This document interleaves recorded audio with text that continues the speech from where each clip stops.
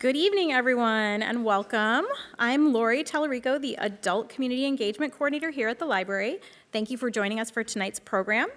Before we get started, I have a few quick housekeeping items. Food and drinks are not permitted in the auditorium. Thank you for helping us take care of this space. There is an all-gendered restroom on this level, located to your right as you exit the auditorium. There are additional restrooms on the first floor past the elevators. In the event of an emergency, please note the nearest exit, which is located at the back of the auditorium. Staff will be available to assist if needed. This program is being recorded. If you prefer not to be on camera, we recommend seating towards the back or sides of the room. Before we begin our program, I'd like to pause and ask for your attention for a brief land acknowledgement. The San Francisco Public Library acknowledges that we occupy the unceded ancestral homeland of the Ramaytush Ohlone peoples, who are the original inhabitants of the San Francisco Peninsula. We recognize that we benefit from living and working on their traditional homeland. As uninvited guests, we affirm their sovereign rights as First Peoples and wish to pay our respects to the ancestors, elders, and relatives of the Ramaytush community. Tonight, we're talking about San Francisco, the city we adore, complain about nonstop, and somehow never leave. And we're doing that through The Worst of Broke-Ass Stuart by writer, troublemaker, and professional San Franciscan Stuart Schuffman, aka Broke-Ass Stuart, in conversation with Tayler Mehit. If you've ever waited tables, cried in a dive bar, danced in a strange outfit in public, tried to pay rent in drink tickets, or fallen in love with a city that absolutely does not return your text, this book is for you. For more than 20 years, Stuart has been documenting San Francisco with grit, humor, and an open bar tab. The Worst of Broke-Ass Stuart is a fast, funny, and heartfelt collection of stories about scraping by, speaking up, and falling in and out of love with this magical, maddening city, from late-night Muni rides to early morning hangovers, protest marches to dive bars.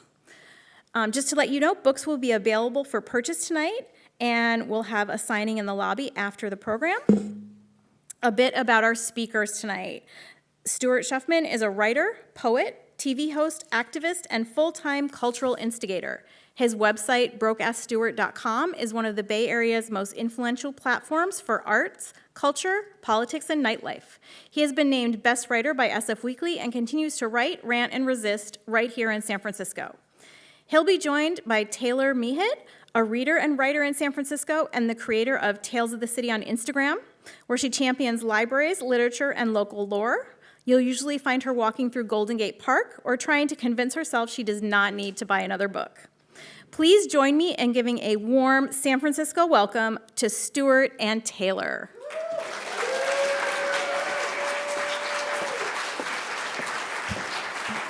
Hi, everybody. I'd like to do a quick fuck ice acknowledgement. Fuck ice! I'm going to do a little reading. This thing's called Living in San Francisco Means. As you know, this book is a collection of my work for 20 years. And I was thinking about today, this piece, Living in San Francisco Means, is now 15 years old, which makes me feel really weird and old about that. But it came out originally in the bold italic, the first iteration. It's on its fifth iteration now, I think. It's been passed around like a joint at this point. And it's the first thing I ever did that ever went viral. And if you've never gone viral before, it is fucking surreal. So anyways, there'll be some funny things in here because once again, it's 15 years old and you're just like, that doesn't exist anymore, but go along with it. Living in San Francisco means hearing your neighbors fuck. The noise comes through the walls, through the ceiling, through the floor. The sound of muffled moans and love murmurs in Spanish, in Cantonese, in Tagalog, in English, in Arabic, in French. Living in San Francisco means having worked at a startup, made lattes, over here, lattes, right? Mixed Bloody Marys, sold shitty clothing, waited on morons, and invested your heart, your soul, and all your energy into a nonprofit. It means still walking dogs, still trimming weed, still babysitting, still doing random gigs from Craigslist, still participating in clinical test studies at UCSF, still doing whatever the fuck it takes to pay rent in this city. It means thinking that $500,000 for a one-bedroom condo is totally normal. That's how dated this is. $500,000? That sounds amazing. It means having fucked your ex-roommate, which is exactly why they are an ex-roommate. It means walking into a party and encountering at least 3 people who've seen you naked. It means falling in love with someone you met at a free concert in Golden Gate Park. Living in San Francisco means moving to the Mission and complaining that it's getting gentrified. It means knowing that the marina isn't actually that bad after all, and recognizing that Nopa is a restaurant and that the neighborhood is called the Western Addition. Knowing that, that Upper Haight is always 5 degrees colder than the Lower Haight, that 6th and Mission is both sad and shady, that the Outer Sunset and Outer Richmond are more than just fog and Gulf neighborhoods with fine ethnic food. That there's a certain magic in North Beach as long as you don't go there on the weekends. That the financial district is full of suits, Noe Valley is full of babies, Soma is full of condos, and the Castro is full of gays. Actually, every neighborhood is full of gays. Living in San Francisco means continually dealing with impermanence. It means having places you love close up forever. It means having friends get married and move to Oakland, friends who leave to join the Peace Corps, friends who go to rehab, friends who lose their minds, friends who move back to wherever the fuck they're from, friends who OD and never move again. It means dreading the inevitable earthquake that will ultimately wash this city into the sea. Living in San Francisco means never leaving the house without wearing layers, having just one wardrobe, and owning lots of hoodies, owning lots of scarves, owning lots of hoodies and scarves for your dog. It means having pale legs that get sunburned every time it's warm out, calling in sick to work because for once it's 80 degrees and you want to drink a 40 in the park. Enduring in the cold summer months and savoring the warmth and festivities of Indian summer, but means being worried that the term Indian summer may not be politically correct. This is me like writing over 20 years. I made that joke like 4 times in this book over the past 20 years, apparently. Living in San Francisco means embracing any cause for celebration. It means having a costume box for events like Beta Breakers, the Love Parade, Burning Man, Halloween, Decompression, the How Weird Street Fair, or whatever new dress-up holiday gets added to the calendar this year. It means accidentally buying blow in the beauty bar and having a medical marijuana card. Getting 86 from Zeitgeist for doing something stupid. Getting 86 from Zeitgeist for no good reason at all. Drinking with 75-year-old beat poets at Specs. Dancing in the streets when Obama won. Dancing in the streets when the Giants won. Dancing till 4 a.m. at the End Up, at Club 6, at 1015 Folsom, at some underground warehouse in the Bayview where the directions weren't even sent to you till 10 at night. Living in San Francisco means having friends who are sex workers, friends who have PhDs, friends who have PhDs who are studying sex workers. It means having gay friends, straight friends, and friends who are somewhere in between. It means being open-minded about people, unless, of course, they're Republicans. Living in San Francisco means waiting an hour for a cab if there's the slightest bit of rain. This was before Uber existed. It means riding the night owl and thinking you're going to get mugged by the teenagers in the back. Taking the 22 from the marina to the dog patch and observing the city's vast spectrum of existence. Sitting on BART and trying not to think about what lives in those cushions. Riding Muni and seeing feats both beautiful and wretched within seconds of each other. It means walking these streets and witnessing broken beings, weeping, sleeping, peeing, drinking, shitting, fighting, smoking crack, shooting up, screaming, bellowing, raging against some hellish torment that only they are privy to. It means having a local bum you kind of look out for, sleeping her a buck or two, even though it's been her 40th birthday every day for the past 5 years. Living in San Francisco means coming over the Bay Bridge and having your heart race a little bit when you see the city skyline. Crossing the Golden Gate and smiling at the way the fog sits right on top of it. Snaking up the 101 and Candlestick Park, being the greeting that tells you you're almost home. It means visiting Middle America and being thought of as some kind of gay socialist hippie. It means traveling to Europe and being considered one of the enlightened Americans. It means missing burritos, missing pho, missing tapatio. It means missing Dolores Park, missing farmers markets, missing the ability to walk wherever you need to go. It means flying back from 2.5 months in South America and getting a little teary-eyed watching Dr. Dolittle because it takes place in San Francisco. Living in San Francisco means the midday smell of pot, cold winter winds that cut right through you, sweet summer strawberries grown not too far away, crisp, salty air by the ocean, the occasional sound of gunshots. Being able to actually count the number of stars visible in the sky. Warm whiskey and late night chatter on a new friend's rooftop. It means walking by bodily waste and, unfortunately, being able to tell that it's from a human just by the way it smells. It means feeling the hum of the city as it gets revved up for another Saturday night. Living in San Francisco means loving the city for all its fantasies, its freedoms, its fuckery, and its follies. And being excited to read something that begins, living in San Francisco means. Thank you.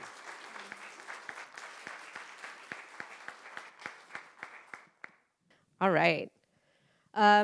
Stuart and I don't know each other, not well. Nope. The piece you shared, though, was one of your first to go viral, as you mentioned, and I think it's for good reason. It captures a lot of truisms, that the city is small, and no matter what, you're going to run in the same orbit with folks around you and the time that you spend here. Stuart and his writing is a part of my orbit. I moved here in 2007 to go to SFGate, and your writing was already pretty established by the time I got here.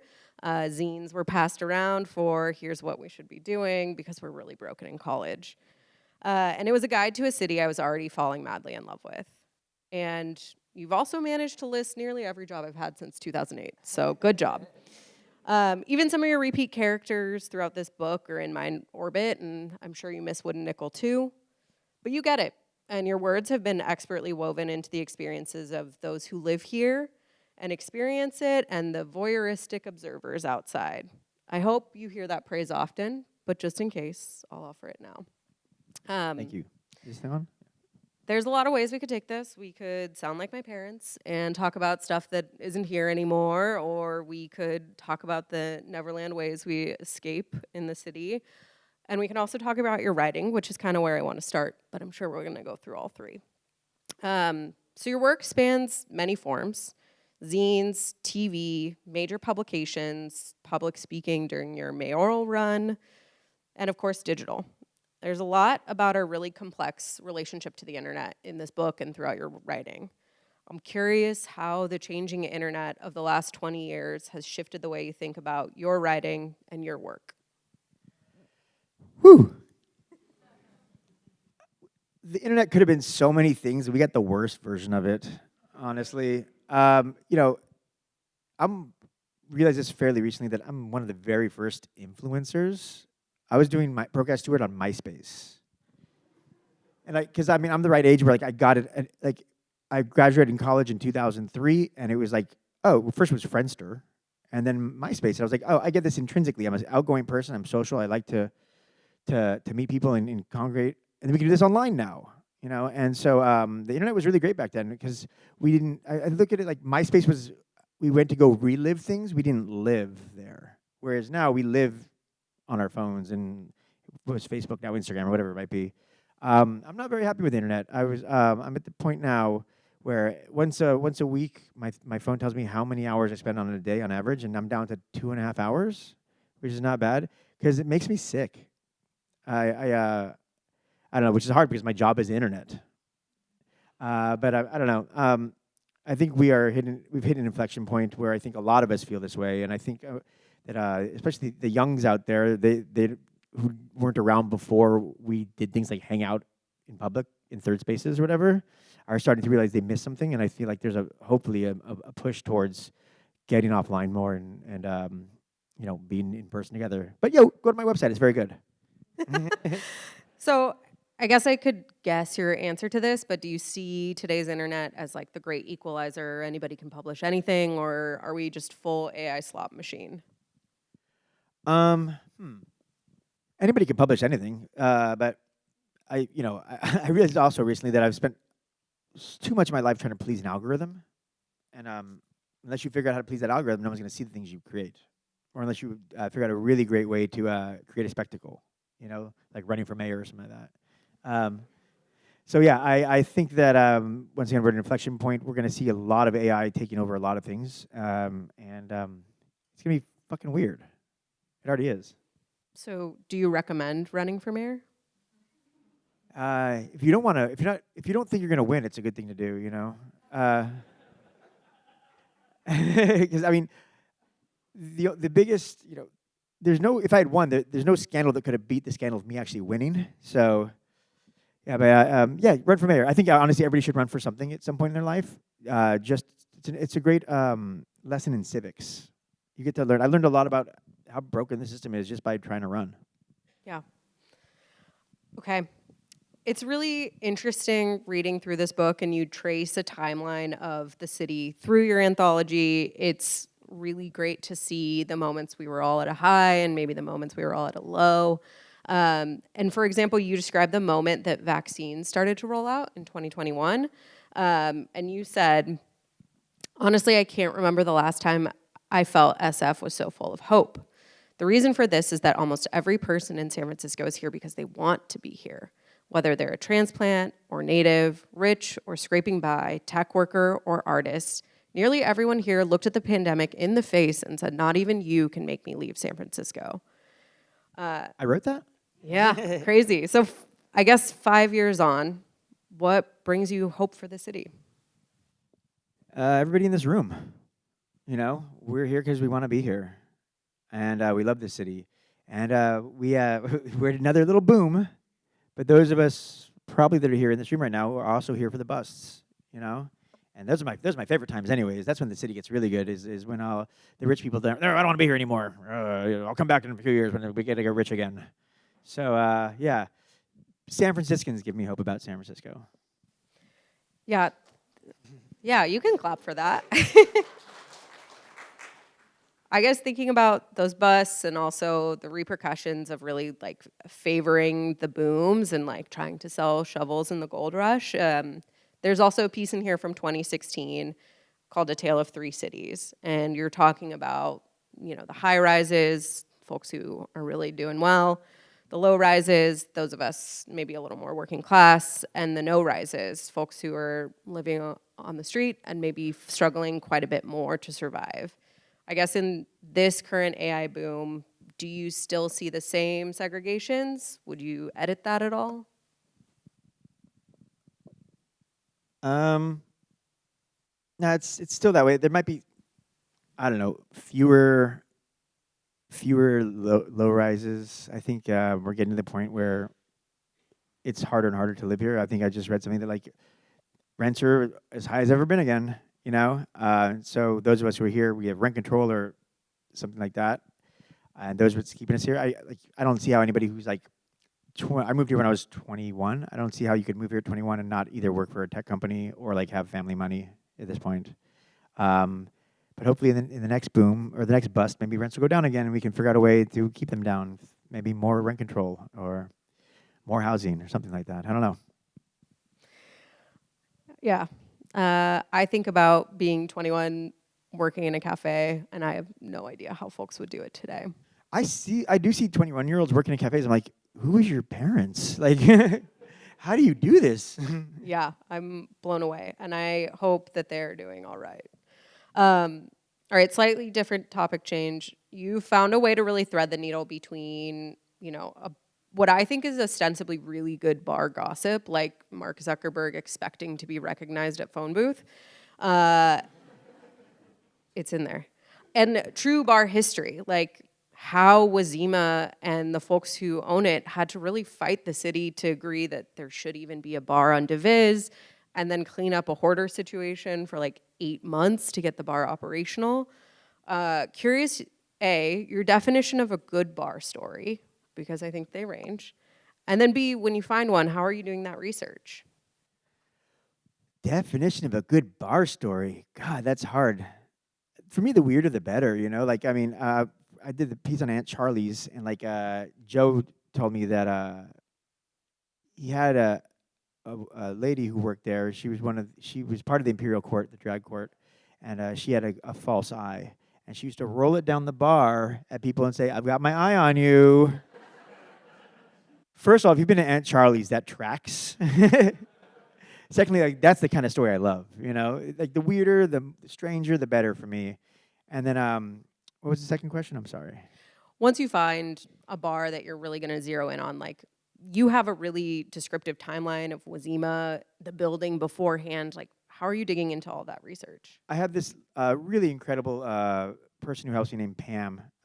She was at SF Heritage for a long time, and she's no longer there, but she knows how to do like the record search. She tried to show me. I'm not smart enough to figure it out, I think. But she's like, oh yeah. So I'll like give her the address, and she'll like dig down, find out when it was built, who built it, what businesses were there before. You know, like for example, in the piece about the page, like I hate carpet in bars because I've worked enough bars to know like that carpet's not cleaned ever. Maybe once a year it gets steam cleaned. It's disgusting. It's like just sad things living there, and so I love the page, but in the article I talk about they have carpet and I bust the guy's balls about it, you know. And then I found out that in the 1920s it was a carpet store. Whoa! So it kind of comes full circle like that sometimes. You know, you get the history of a place mixed in with your history of the place, and anything can happen. That's incredible. I can see it as a carpet store. Yeah, why not, right? Sense. Okay.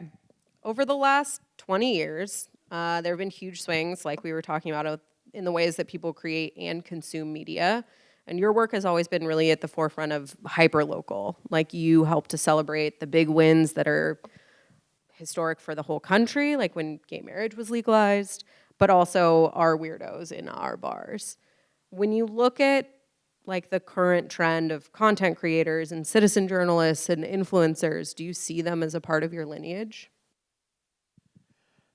Yes and no. I mean, yes. I think as it's weird. So my problem with our information systems right now is how broken they are, and how from the outside they may not look like they're as broken as they are. But like as people shift from reading text, whether it's here or like online, to just video on Instagram, it's hard to get enough proper information into a TikTok video or an Instagram video that you would get in an article. You don't get all the context. You don't get hyperlinks. You don't get and so what would normally be like a 1,000-word essay is a 15-second video or 30-second video. You're going to miss the important stuff that gives it context. And in a world where all we see is headlines now, context is even more important. That's why we're all killing each other on the streets and hating each other, because we don't have the context around everything that we're taking in. And so I mean, some people that are like, at the same time, these tools are really cool too. Like, and there's like really fun gonzo shit you can do with it. So like, there's got to be some people that are actually doing it right and like, really care. Like, but then there's people who just like, some of these citizen journalists are just exploiting sad, broken people on the streets of San Francisco too. Like, it's just like homeless porn. It's terrible. But some of them are using it for good and fighting the good fight as well. So I think with any technology, any innovation, you're gonna have people that are trying to use it for good, and people are gonna try to like just be assholes about it. Is there anyone that you would want to claim that you're a part of their lineage? Like any mentors or folks that came before you that were really influential? I look up to like my friends like P. Siegel and John Law, who like they were part of the Cacophony Society. They founded things like Burning Man and SantaCon and Billboard Liberation Front and all these like weird culture jamming things. And I'm so lucky to be friends with them because I look up to them because they're the coolest people. And they're still doing it. John Law is still out there climbing, bridges in the middle of the night and like, doing weird art stuff and exploring underground cisterns, so that kind of stuff. Yeah, I mean, and then other than that, like just the outsider writers of the world, like the Hunter S. Thompsons and the Tom Wolfes and, the Aaron Comet buses, anybody in the Comet bus out here, that kind of stuff. People who, are on the fringe, but doing good work for the people who can find them, Going back to the city, shocking, I know. San Francisco kind of takes up a lot of rental space in our national conversation. Like it or not, we end up drawing a lot of attention for innovation and cultural movements and missteps as well. We're a beacon of admiration or ire, depending on who you're going to ask. Also, as a former mayoral candidate, what do you think makes a good mayor for a city that's taking up so much mental space? Is he here? The funny thing about taking up all this mental space is Fox News needs San Francisco. It does. It needs us as a foil. It needs us to be like, see, we're not them. When they're just as fucked up as we are. We're all fucked up, Every city's fucked up. What it takes to be a good mayor of San Francisco is thick skin, I think. Because, once again, everyone's coming for you. I wouldn't want to be mayor right now anytime soon. It's got to get harder and harder all the time. Because no matter what you do, you're pissing somebody off. Half the city hates you, no matter what. A good mayor is going to do the most for the most amount of people, and I think that, and it's going to try to help those of us who are not rich, who do not fund the booms, the people who are here in the bus, the people who start our businesses during the bus, who give a shit and look after each other. And if our mayor's not doing that, maybe we need a new mayor. I want to know if there's a piece in the book that you were the most excited to put in there, or something that didn't get its flowers at its time? You know, there's stuff that I went back and read, like, I don't know, thousands of pieces, even like drunk notes that I sent myself on my phone. It specs at 2 a.m. Like, oh, this is funny. Like I went back and read everything that I ever wrote. I'm sure there's some things I missed, obviously, but there's things that I thought in my mind, they're like, oh, this is so good, I'm going to put that in there. And I revisit it. I was like, this is terrible. Nobody should ever see this ever again. And there's stuff that like I didn't remember being that great that are fantastic. Like there's a piece in here about Mr. Bing's. It was like a divey Chinese bar. Now it's a semi-divey Irish-ish bar in North Beach. And this was about when it was a Chinese bar, and like about how just like it was the kind of like place where like anybody could blow in, be you meet anybody there. You meet strippers to drug dealers to like the bartender was this insane guy who like for every time somebody took a shot in the bar, he would take one with him. And I was watching. It wasn't water. I was like, it was the kind of thing. It was like, we don't get to see these kinds of heroes that often, I mean, and I mean, he would die if he stopped drinking, but hopefully it was incredible. And so like just like this all these like randos coming together in one space, and I forgot how good and how weird that bar was, but also what a good piece it was. And I was happy to find that. And like, oh, this needs to go in there. And there's plenty of stuff. I'm like, don't put that one in there, Okay, I'm hoping that we could do a little bit of like a lightning round, a little bit of a this or that, because people love a hot take or two. I'm full of those. Yeah. Well, which SF institution, you brought up Mr. Bing's, hurt the most to lose? And which one are you most stoked we still have? Oh, wow. I think, God, we lost a lot. I think ones that were really detrimental to the city, we're losing Lefty O'Doul's and the Gold Dust Lounge, which, by the way, are because of the same fucking landlord. His name's John Handlery. Do not give money to the Handlery Hotel ever, no matter what city you're in. Because this guy, he inherited his granddaddy's businesses. So this guy destroyed our cultural institutions. He didn't even work for them. He didn't even work for those buildings. He inherited those buildings. So anyways, those were like some of the two places where you could come and actually see like locals hanging out, drinking with tourists on their way home from work, and and like you meet anybody there, And I think it was really hurt San Francisco and hurt me that we lost those places. Places that I'm glad are still around. The public library. Could you? I saw this tweet a while back that was like, could you imagine trying to get public libraries funded now? So this is a gem. It's a beautiful building full of really awesome people who give a damn, and the people who work here have to be more than just librarians.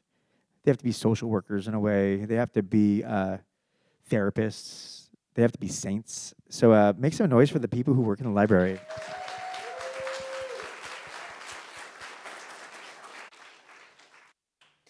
I know you got your start with an internship at Bill Graham, but what is your favorite music venue in the city? Ooh, it changes, I think. Right now, I'm super into Great American Music Hall.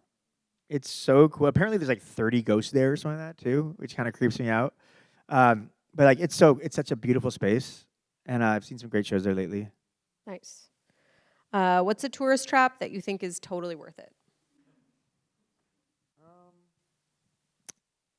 There is on Pier 39, there is a tiki bar at the very end of the pier, in the back of a sports bar or something like that, in the back of an arcade. And it's got views of Alcatraz and Marin and all that. And I don't know if it's necessarily a tourist trap, but it's a little sneaky trick that in the middle of the tourist trap you can go check out. I like that one. What's a place or thing in the city that hasn't lost its sparkle over 20 years? Yamo. Oh, yeah. Dude, and I think the prices are like nearly It's like, the what, same. $6 now? $7? It's insane. I love Yamo. Somebody described it once as two ladies in a walk. Yeah. I also remember taking somebody there and they were sort of aghast at like how smoky it got. And I was like, no. This is like the joys that it's a whole experience. I guess on that note, is there anywhere you've ever wanted to gatekeep? Yeah, I mean, I have to be careful, I think, about certain things that, well, for example, I've got this guy, Andy, he cuts my hair. He doesn't speak any English. He's in Chinatown. I think he might even get long and short confused, but he does a great job, and it's $20. And like, I want to make sure like he stays around, but like, I also want him to be able to still be $20. You know, I think we all have little things like that, and there's always things where I have to think about whether or not it could be detrimental to something if I blow it up or not. Yeah. Have you ever had a conversation with somebody who said, I actually don't want you to write about my business? Maybe. I mean, it's funny. I get people who are like, don't write about my favorite thing. And then when things might go out of business, please write about my favorite thing. Yeah. But yeah, I don't know. Probably I just can't think about it at the moment. Yeah. Yeah. Well, you don't have to undo your gatekeeping. All right. What is advice that you would give to someone who's moving to San Francisco? Get a space heater. So real.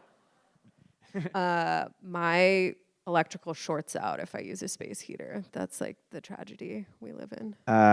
So we started using, my wife's smarter than I am in a lot of ways, and she's like, what about electric blankets? So smart. Yeah. All right. Kiss, marry, kill, public transit, walking, or cars? I don't own a car, so kill the cars. I walk everywhere, so marry walking, and kiss bikes, I guess, right? Yeah. Sounds great. What's a book that you think captures the city really well? Oh, so many.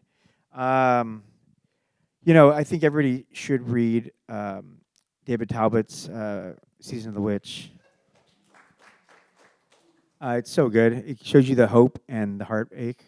And also, in the depths of the pandemic, we're like, San Francisco will never be the same. Oh my God! It's like, motherfucker, like within like 2 weeks, within like a month of each other, Moscone and Milk were killed.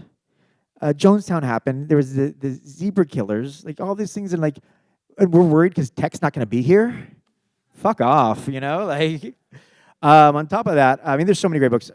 Tales of the City is great if you want it's just like a magical love story about the city. Cool, Great City of Love is fantastic. There's too many great books about San Francisco, honestly. Isabel Allende's written a bunch of books that take place in San Francisco, in and around. I just read one of hers called, I think, Daughter of Fortune, which takes place here. Yeah, there's no shortage of beautiful things to read about this town. If you wanted to start writing in San Francisco, what advice would you give to folks trying to do it now? Keep your day job. Yeah, you're going to write because you want to write. You don't get into the arts for money. Get in the arts because you want to do it and you love it. If you make a little money along the way, that's great, But nobody became a writer to get rich. Yeah. All right. Would love to hear your 2026 predictions for the city. Jeez. I think I'll start for you. Please. I think people are really excited about New York's new mayor, and I happen to notice we just doubled down on a policy that came out for free childcare. So I think everyone will continue to look and see what works there and try to copy over here. I hope so. I think we need more socialistic principles pretty much everywhere. And so if that can be translated into our local governance, that'd be great. I think we're going to see more AI fuckery. We're going to see a lot more. You're going to keep dumping money into it, and we're going to see rents rise. Then eventually, maybe this year, next year, AI bubble's going to pop or something, and then the cycle starts again, I think that we're going to see, unfortunately, more places that we love go out of business because the nature of business is changing, and it's really hard to sustain in this town. Out of all the bars I talk to when I interview them, a lot of them can still be there. They made it through the pandemic because they either own the building or they've got a landlord who's someone who's they've had a relationship for 20 years. Yeah. Hopefully I'm wrong. Hopefully everything that we love stays here, and if we're really lucky, more great things continue to open up. Well, OpenAI announced that they will run out of funding in 2027, so I think could be true. You heard it here first. I think those are my hot takes. Do you have any other hot takes? I'd like to everybody make some noise for Tayler, please. She actually read the book, which is great. You can tell she really did her homework. So thank you very much. Hey, no problem. I know that Lori is maybe going to pass a mic for some questions. I should have warned you during that speed round that that's when you were supposed to start thinking of them. But now I'm drawing this out, so you have time to raise your hand and ask something thoughtful to Stuart. So I've lived in San Francisco since 1998, so I'm super excited to read this book. So I'm actually, you mentioned like running for mayor, but not to win. I'm actually on the SF elections website as a D10 supervisor, not to win, but I just legally changed my name to Mike Trouble Lynn. So To what? I legally changed my name to Mike Trouble Lynn, which is currently on the SF love elections website. So my question is, what advice would you give to me? D10 is like Petro Hill. We're losing, Unabomber Hill possibly, the Parkside. We live in Bayview. D10's also Dogpatch, Fizzval. What advice would you impart upon me? I think if you're not worried about winning, you can do whatever you want in the best way possible. You use it as a platform to get the word out there about things you care about, and create a spectacle. Because you can say anything you want, but if nobody's going to pay attention, so you do something that gets people to pay attention to what you're doing, whether it's streaking during the Super Bowl or whatever. But do something that probably more constructive than that. But do something that we can create a spectacle so people will pay attention to you, and then when they pay attention, you get to say what the topics that are important. Yeah. I'm curious to know what a perfect day in San Francisco looks like to you, like start to finish. If you're bringing someone around town, what are all the amazing things you would take them to do? Oh, wow, there's so many. I don't know about a full day, but I think one of the best things you can do in San Francisco is, maybe get lunch in North Beach and then buy a book at City Lights and then go next door to Vesuvio. If you can get the little window upstairs, Yes. have a drink, read a book, watch people go by. That's one of the best things you can do in San Francisco. My name is Hassan Z, a local filmmaker. Broke-Ass Stuart. My question is, if Trump was sitting right next here, right in front of you, what would you say? Tell the fucking truth for once. There's so many things I want to say to Donald Trump. I don't think we have time for all that. I would just call him a piece of shit to his face. How did you get the name Broke-Ass Stuart? A very good question. So I was working in a candy store in North Beach. It's still there, Z Chocolato. I was working at Z Chocolato in 2003, I think. And the woman, so this guy came in who grew up in my neighborhood in San Diego with the woman who's now his wife. And she, as they're leaving, she gave me her card. It said travel writer, and I said I want to be a travel writer, so I decided to make myself a travel writer. So I made a zine, Broke-Ass Stuart's Guide to Living Cheaply in San Francisco, and that's kind of what got all this started. And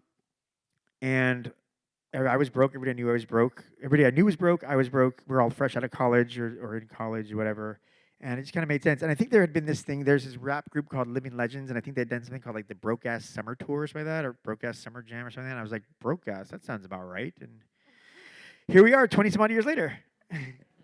Hello. Hello. I just started dating this guy that doesn't live here, but he wants to come to San Francisco for Valentine's Day.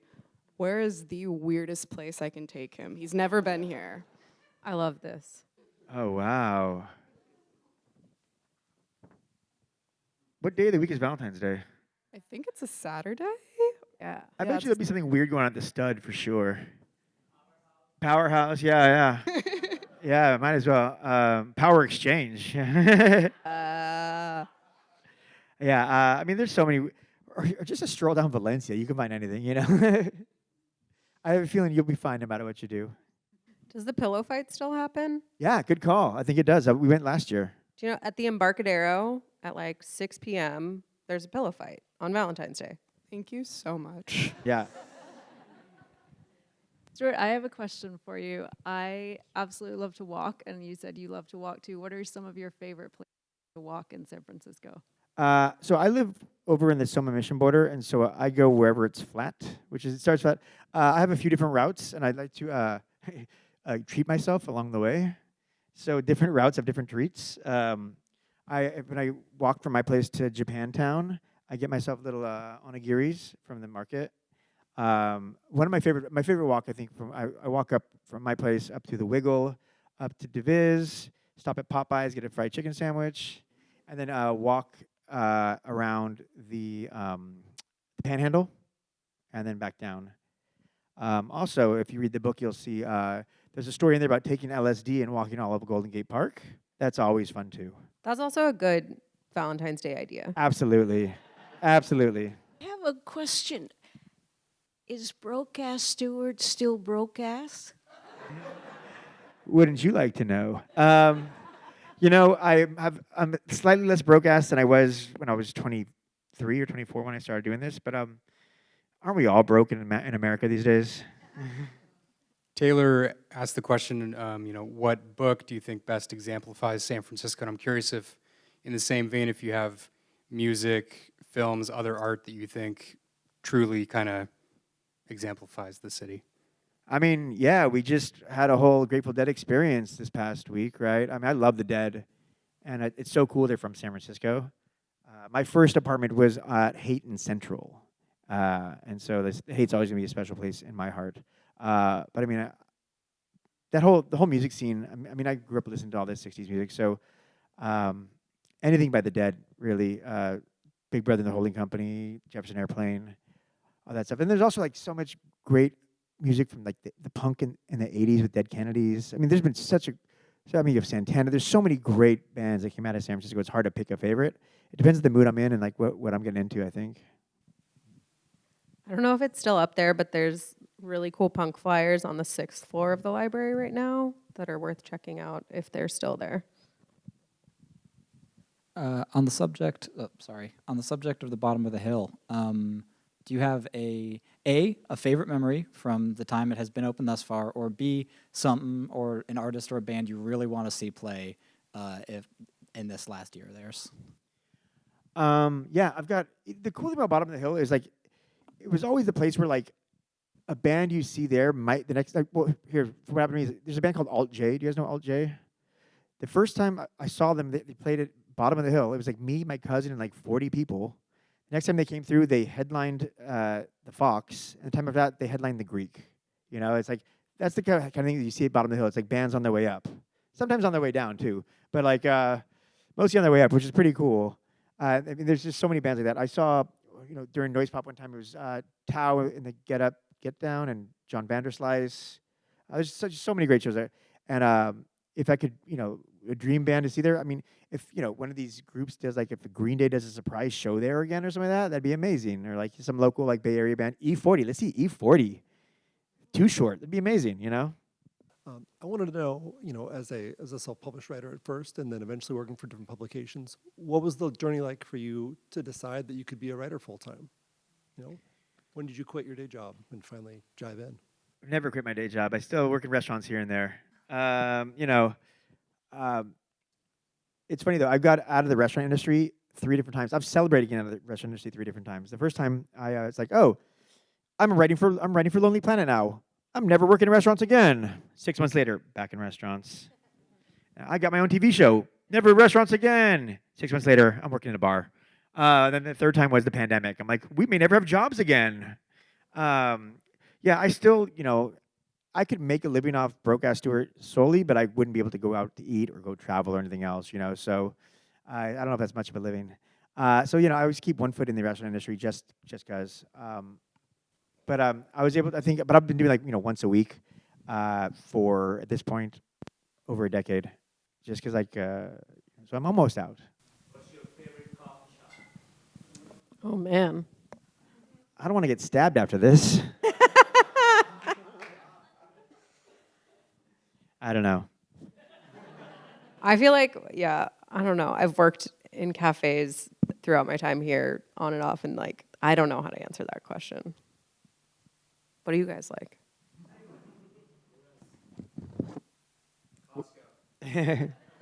That's right. Just not Starbucks. Thank you all so much for spending your evening with us and for showing up for San Francisco in all its messy, magical glory.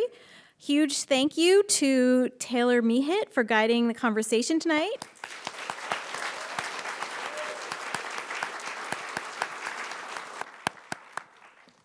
And an extra big thank you to Stuart Schuffman for sharing the stories, the honesty, and the extremely San Francisco perspective that makes the Worst of Broke-Ass Stuart what it is.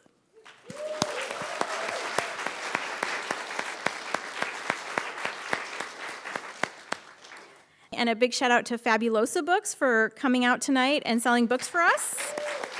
Woo. Thank you again for being here. Have a great rest of your evening, and